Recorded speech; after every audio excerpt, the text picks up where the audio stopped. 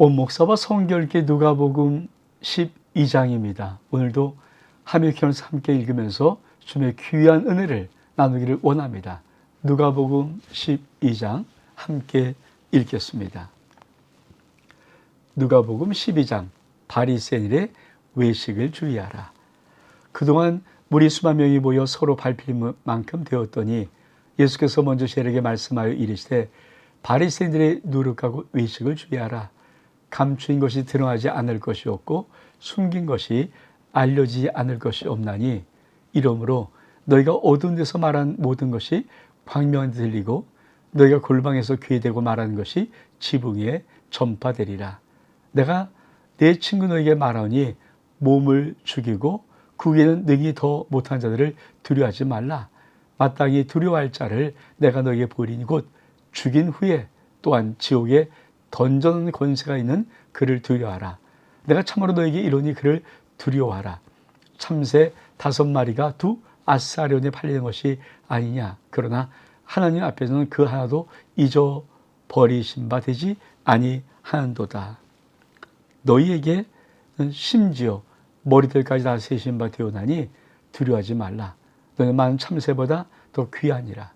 내가 또한 너희에게 말하니 누구든지 사람 앞에서 나를 시인하면 인자도 하나님의 사회들 앞에서 그를 시인할 것이요 사람 앞에서 나를 부인한 자는 하나님의 사회들 앞에서 부인을 당하리라. 누구든지 말로 인자를 거역하면 사하심을 받으려니와 성령을 모독한 자는 사하심을 받지 못하리라. 사람이 너를 회당이나 위정자나 권세 있는 자 앞에 끌고 가거든 어떻게 무엇을 대답하여 무엇으로 말할까 염려하지 마라. 마땅히 할 말을 성령이 곧 그때 너희에게 가르치시라 하시니라. 아멘. 누가복음 12장입니다. 우리가 큰 단락 한번 보죠. 누가복음 그냥 51절로부터 19장 한 중반부까지가 큰 단락인데 예수의 많은 설교가 나와 있고 또 그 설교를 비난하고 배척하는 많은 부분들의 이야기가 나와 있습니다. 오늘 누가복음 12장은 첫 번째로 바리새인의 누룩을 주의하라. 그렇죠? 바리새인의 외식입니다. 외식. 바리새인의 누룩과 외식을 주의하라. 여러분, 바리새인들 서기관들을 우리 지금 참 이 땅에 오셔서 많이 책망하신 이유가 있습니다. 그것은 바로 그들이 외식한 자, 외식이란 말은 가장을 한 자, 가면을 쓴 자, 즉 겉과 속이 다른 자라고 말하는 것입니다. 여러분, 사람은 모름지기 겉과 속이 같아야 합니다. 믿음의 생활에 참 중요한 것이 무엇입니까? 하나님 우리의 중심을 보시니까 외모도 하나님 앞에 나가야 되겠지만 우리의 중심이 하나님 앞에 바르게 나가야 합니다.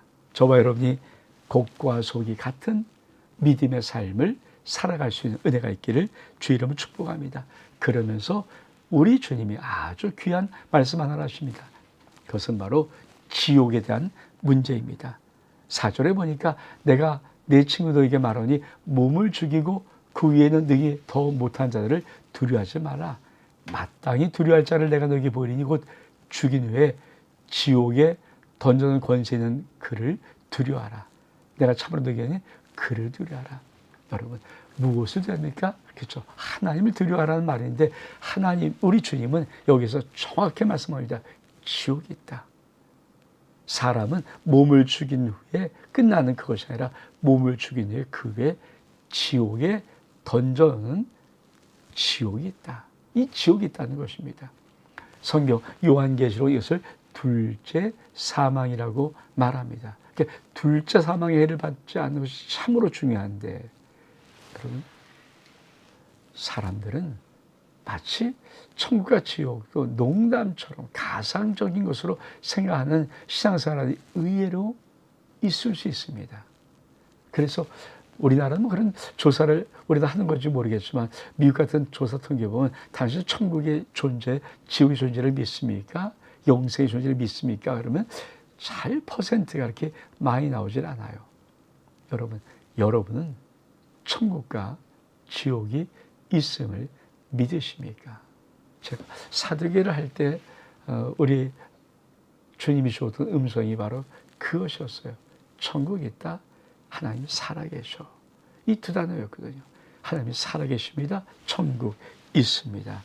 그러면서 우리 집에 무엇을 말씀하십니까? 자, 참새 5마리가 두 아스아리온, 동료, 자그만 동료 두 입에 팔리는 것이 아니냐. 그러나 하나의 편은 그 하나도 잊어버린 바 되지 아니한도다. 그러면서 너에게는 심지어 머리털까지 다 세신 바 되오나니 두려워하지 말라. 너는 많은 참새보다 더 귀하니라. 여러분, 이것을 신학자들은 하나님을 믿는 절대 신앙입니다. 그럼 절대 신앙이 뭔지 아십니까? 여러분, 참새 5마리도 땅에 떨어지는 것 하나님이 허락하셔야 되는데 하물며 너희일까 보냐? 우리의 머리털밭. 여러분의 머리털을 못 세잖아요. 저도 제 머리털을 세본 적이 없거든요. 근데 하나님은 내 머리털을 다 세신 바 되었다. 이 말은 뭡니까? 내가 너를 정말 잘 알아. 여러분, 그 하나님을 이 땅에 살아가면서 믿음이 뭘까요? 신하면서 그분이 내 아버지입니다. 나의 하나님이십니다. 예수 그리스도 나의 구주십니다. 메시아십니다. 그를 통해서 구원 얻을 수 있습니다. 이 신앙을 나가는 것. 그래서 성경은 뭐라고 말합니까? 내가 또 너에게 말하니 누구든지 사람 앞에서 나를 신하면 인자도 하나님의 사자들 앞에서 그를 신할 것이요. 나를 부인하면 하나님의 사자들 앞에서도 나도 너를 부인할 것이다. 여러분, 그러면서 두 번째 달라. 무리 중에 한 사람이 이르되 선생님 내 형을 명하여 유산을 나와 나누게 하소서 하니 이르시되 이 사람아 누가 나를 너희의 재판장에 물고 나는 자로 세우느냐 하시고 그리 이르되 삼가 모든 탐심을 물리치라. 사람의 생명이 그 수에 넉넉한 데 있지 아니하리라 하시고 또 비록 그리 말씀하시어 이르되 한 부자가 그 밭에 소질이 풍성함에 심중히 생각이 이르되 내가 곡식 쌓아둘 것이 없으니 어찌할까 하고 또 이르되 내가 이렇게 하리라. 내 곡간 넓고 더 크게 짓고 내 모든 곡식과 물건을 거기에 쌓아두리라. 또 내가 내 영에 이르되 여호나 여러에 쓸 물건을 많이 쌓아뒀으니 평안히 먹고 쉬고 마시고 즐거워하자 하리라. 하나님이 이르시되 어리석은 자요 오늘 밤에 내 영을 도로 찾으리니 그러면 내 준비한 것이 누구의 것이 되겠느냐. 자기를 위해 재물을 쌓아두고 하나님이 되어 부여하지 못한 자가 이와 같으리라. 그렇습니다. 여러분, 두 번째 안락은 어떤 것입니까? 한 부자의 비유입니다. 여러분, 어떤 사람이 나와서 예수님께 이렇게 청합니다. 주님, 좀 내 형에게 좀 말해서 유산, 아버지가 아마 죽으면서 남겨둔 유산이 나면 그 유산을 좀 나눠주게 하소서. 그러니까 우리 집이 뭐라고 하십니까? 야, 사람의 소유, 탐심에, 그 생명에 그 모든 것이 있지 않다. 사람의 모든 생명은 소유에 넉넉한 데 있지 않다. 탐심을 물리쳐라. 아마 주인복에도 지금 이 형제들이 유산을 가지고 싸먹고 있는 탐심의 마음이 보였습니다. 그러니까 그런 것을 해결하려고 우리 주님은 비유 하나를 듭니다. 여러분, 그 비유가 무엇인 줄 아십니까? 어떠한 부자가 있는데 아주 너무 그냥 농사가 잘돼. 대풍인 거예요. 그래서 수확을 쌓는데 아니 여러 창고를 쌓아도 또 쌓아놓고 또 쌓아놓고 해도 그렇게 농사가 잘돼. 여러 동안 여러 대풍을 만났으니까 이 부자가 뭐라고 하면 잔뜩 창고를 만들어서 쌓아놨어요. 그리고는 이렇게 말합니다.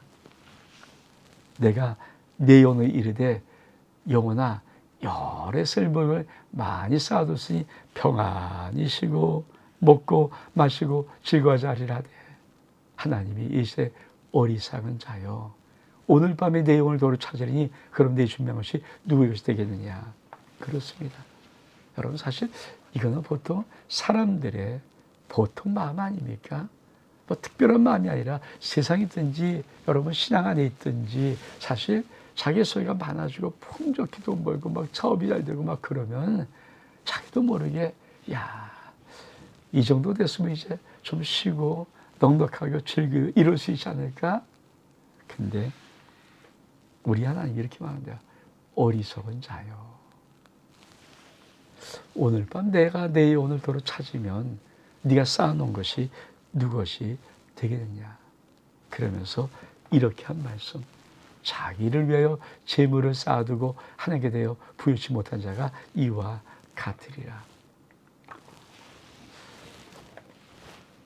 사도 여러분, 우리 주님이 무엇을 말씀하시고 탐심, 물리쳐라. 사람의 생명이 속에 넉넉함이 있지 않다. 근데 중요한 것이 있다. 이 땅을 살아가면서 하나님께 부유한 자로 살아가라.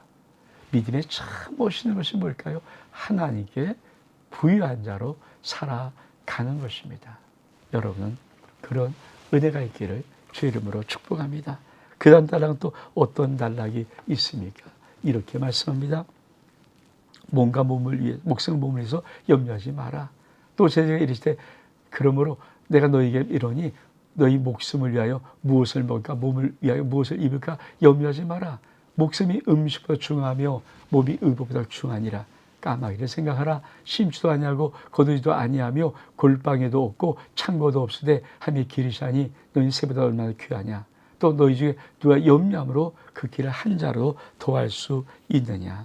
그런즉 가장 작은 일도 하지 못하면서 어찌 다른 일을 염려하냐. 백합화를 생각해보라. 실도 만들지 않고 짜지도 아니하느냐. 그러나 내가 너에게 말하니 소름이 모든 영광으로 입은 것이 있고 하나만큼 훌륭하지 못하니라. 오늘 있다가 내일 아궁에 던지는 들불도 함이 이렇게 입히시거든. 하물며 너희가 뭐냐. 믿음이 작은 자들아. 너희는 무엇을 먹을까 무엇을 마실까 무엇을 하여 구하지 말며 근심하지 마라. 이 모든 것은 세상 백성이 구하는 것이라 너희 아버지께서 이런 것이 너희 있어 할 줄을 아시니라. 다만 너희는 그의 나라를 구하라. 그러면 이런 것이 너희에게 더하리라. 적은 무리여 무서워 말라. 너희 아버지께서 그 나라를 너희에게 주시기를 기뻐하시니라. 너희 수를 팔아 구제하여 낡아지지 아니한 배양을 만들라. 곧 하늘에 둔 바 다함이 없는 보물이니 그건 도둑이 가까이 한 일도 없고 좀도 먹는 일이 없으리라. 너희 보물이 있는 곳에 너희 마음도 있으리라. 여러분, 그 다음 단락은 참 우리 주님이 무엇을 말씀하시냐면은 정말 네가 하나님을 믿으면 믿음의 가장 중요한 기본적인 평안이 뭘까요? 무엇을 먹을까? 무엇을 마실까? 무엇을 입을까? 염려하지 않는 거죠. 그래서 일상의 염려. 사실은요. 그렇죠? 먹지 못해서 아둥바둥이고 좀 더 먹으려고 아둥바둥하는 거 아닙니까? 그러면서 주님은 이곳에서 세 가지의 비유를 줍니다. 첫 번째, 그렇죠? 까마귀 생각해봐라. 까마귀 심지 않고 하나님이 다 먹이신다. 두 번째로 백합화 생각해봐라. 백합화, 야 솔로몬이 입은 옷도 이 정도 훌륭하지 못하다.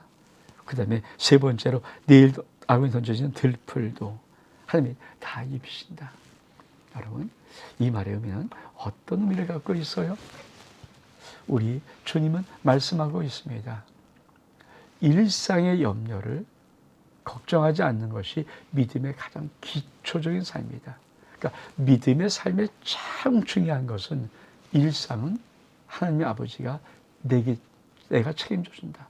무엇을 먹을까? 무엇을 마실까? 무엇을 입을까라는 일상. 생명을 유지하고 살아가는 일상의 모든 것들 하나님이 기본적으로 너를 책임져 준다. 여러분, 앞에는 어떤 얘기했습니까? 탐심 물리쳐. 너희 생명이 소위 넉넉함이 있지 않아. 하나님께 맡겨. 그리고 두 번째 뭡니까? 왜 사람들이 그냥 모으려고 할까요? 여러분, 새 지역바닥에 만족을 주거나 요 새 지역바닥에 그렇죠? 먹을지 못할까 봐 사람은 모아놓고 어떻게 하려고 하는 거거든요. 근데 하면 보니까 네가 하면 자녀가 많이 아버지인 내가 책임을 져. 그러면서 무엇을 마실까, 무엇을 먹을까, 무엇을 입을까 하는 모든 것들은 다 이방인들이 구하는 것이다. 그러면서 우리 하나님은 뭐라고 말씀하지 않습니까? 이렇게 말씀합니다. 자, 너희 아버지께서는 이런 것들이 너희에게 있어야 할 것을 아시니라. 너는 먼저 그의 나라와 그 일과라. 그러면 이런 것들을 너에게 도와주시자. 하나님 아버지 다 알고 계시다. 여러분, 하나님의 나라를 다 알고 계시는 것, 우리는 이미 이 땅을 살아가면서 다 배우는 거예요. 여러분, 뭐 고아되어서 어떤 험하게 사는 사람도 분명히 있습니다. 그러나 대부분 사람들은 어린 1살, 2살, 3살, 4살, 5살 이렇게 모든 것들 다 부모가 먹이고 입히고 재웁니다. 양육합니다. 양육자가 부모입니다. 근데 그걸 다 받고 살았어요. 근데 왜 신앙생활하면서는 그렇게 못하느냐? 주님 바로 그거를 묻는 겁니다. 네가 벌지 않았잖아. 근데 너 다 살아왔잖아. 네 아버지가 벌었잖아. 맞아. 영적인 세상도 하나님 아버지가, 여기 아버지인 하나님 아버지가 다 책임져줘. 그러면서 이 땅에다 보물 쌓지 마라. 그러면서 이렇게 한 말씀하십니다. 네 보물 있는 곳에 너희 마음도 있느니라. 그러면서 그 다음 따라 깨어 준비하고 있으라. 허리에 띠를 띠고 등불을 켜고 서 있으라. 너는 마치 그 주인이 호인집에 들어와 문을 들이면 곧 열어주려고 기다리는 사람과 같이 되라. 주인이 와서 깨어있는 것을 보면 그 종을 복이 있으려다. 내가 진실로 너에게 이르니 주인이 띠를 띠고 그 종들의 자리에 앉히고 나와 수종되리라. 주인이 이후에 상경이 이뤄 종들이 그와 같이 하는 것을 보면 그 종들이 복이 있으리라. 너희도 아는 바니 집주인이 어느 도적이 어느 때에 이를 줄 알았다면 그 집을 뚫지 못하게 하였으리라. 그러므로 너희도 준비하고 있으라. 생각지 않은 때에 인자가 오리라. 여러분, 우리 주님이 계속 말씀하시는 참 중요한 것 중에 하나가 뭐냐면은 천국을 대망하는가, 예수 그리스도 신랑을 대망하는가, 메시아의 오심을 기다리고 있는가, 주님이 다시 오실 재림 예수를 기다리고 있는가. 그러면서 이렇게 말씀합니다. 허리에 띠를 띠고 등불을 켜고 서 있어. 허리를 띠를 띈다, 이 말은 어떤 의미가? 그 출애굽의 6월절 사건. 6월절 사건이죠. 출애굽에 허리를 띠를 띠고 급히 음식을 먹고 그리고 출애굽을 준비했던 6월절 사건처럼 마지막 종말의 때 허리 띠고 등불을 켜고 서 있어라. 그런데 어떻게 썼습니까? 마치 주인이 호인집에 들어와 물 두드리면 곧 열어주려고 기다리는 사람. 신랑에서 똑똑 두드리면 얼른 열어주려고 기다리는 그 사람처럼 있어라. 이것이 깨어있는 겁니다. 근데 왜 깨어있으라고 말하는가? 주님은 언제 오실지 모릅니다. 언제, 이교의 선교가 언제 올지 모른다. 그러면서 뭐라고 말합니까? 생각지 않은 때에 인자가 온다. 참 중요한 말이죠. 도중에 어느 때 오는지 알면 다 막는다. 근데 도중에 어느 때 오는 것처럼 모르는 것처럼 생각지 않은 때에 우리 주님은 오실 것이다. 그러면 우리는 어떻게 살아야 될까요? 주님은 이렇게 말씀하십니다.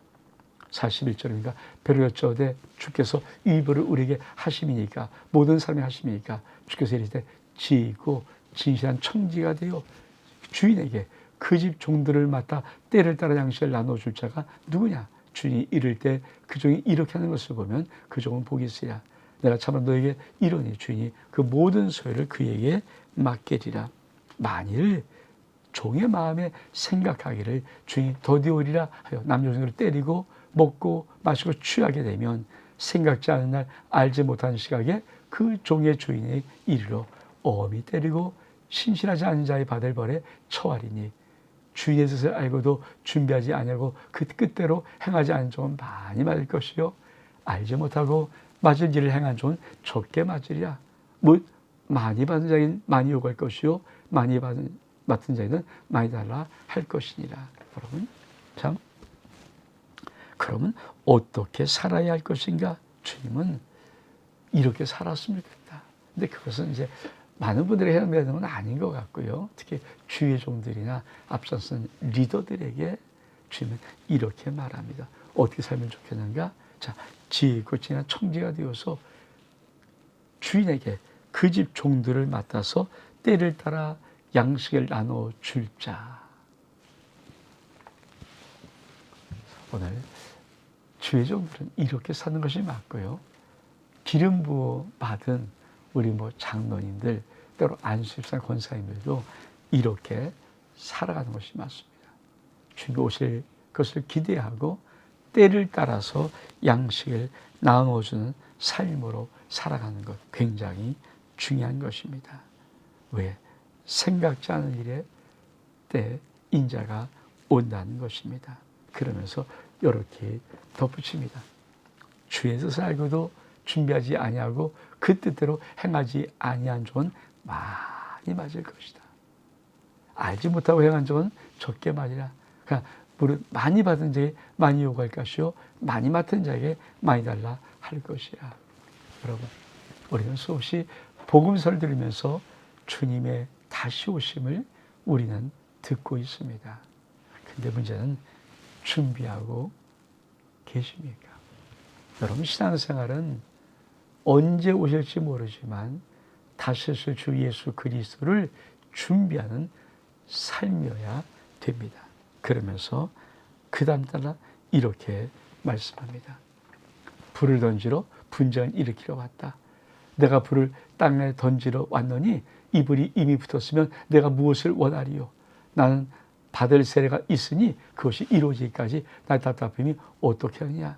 내가 세상에 화평을 주려고 온 줄 아느냐? 내가 너희에게 이러니 아니라 도리어 분쟁하게 하려 함이라. 이후에 한 집에 5사람이 있어 분쟁하되 셋이 둘과 둘이 셋과 하리라.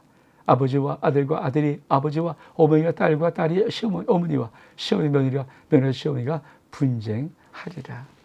여러분, 이 말은 거봐 예수님은 분쟁 일으켜 왔지. 여러분, 그런 말이 아닙니다. 예수님이 오시면서 오심에 점점 강한 역사가 뭡니까? 갈라진 역사예요.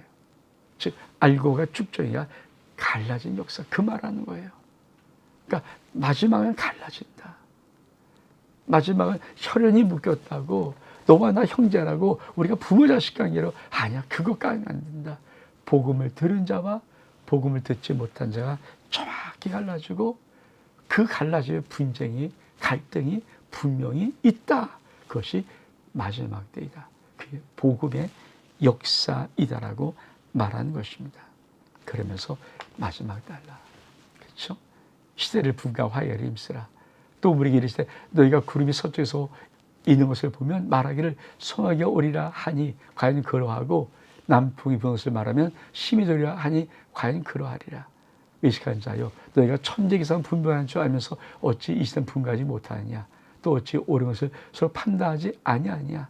내가 너를 고발한 자와 함께 법관에 갈 때 길에서 화기에 힘쓰라. 그 너를 재판에 끌고 가서 재판이 너를 옥죄에 넘겨줘. 옥죄에 의하게 검려하라. 내게 이르니 한 푼이나 남김없이 갚지 아니하고는 결코 거기서 나오지 못하리라. 여러분, 마지막 때가 가까이 오면 여러분, 저 우리는 어떻게 분감 살까요? 여러분, 참 중요한 것은 화해하고 살아가는 겁니다. 용서하고 사랑하고 축복하고 살아가는 것. 이게 마지막 때 종말 시대에 살아가는 가장 올바른 성도의 모습입니다. 그렇습니다. 지금은 정말 때가 많이 가까워졌다고 모든 믿음의 사람들이 이야기를 합니다. 어떻게 살아야 됩니까? 지혜 있고 진실한 종이 되어서 때를 따라 양식을 나눠주는 신실한 종처럼 살아야 할 뿐 아니라 어떻게 살아야 됩니까? 마지막 갈라짐의 역사가 있습니다. 복음을 듣는 자와 복음을 듣지 못한 자, 예수를 영접한 자와 예수를 영접하지 못한 자는 설사 가족의 혈육으로 피로 묶였을지라도 나눠진 역사가 있다 기억하시고, 그러나 마지막에 종말적인 삶의 참 중요한 것은 사랑하며 용서하며 화해하며 사는 것입니다. 온 목사와 성경 읽기 누가복음 12장 여기서 마칩니다. 샬롬.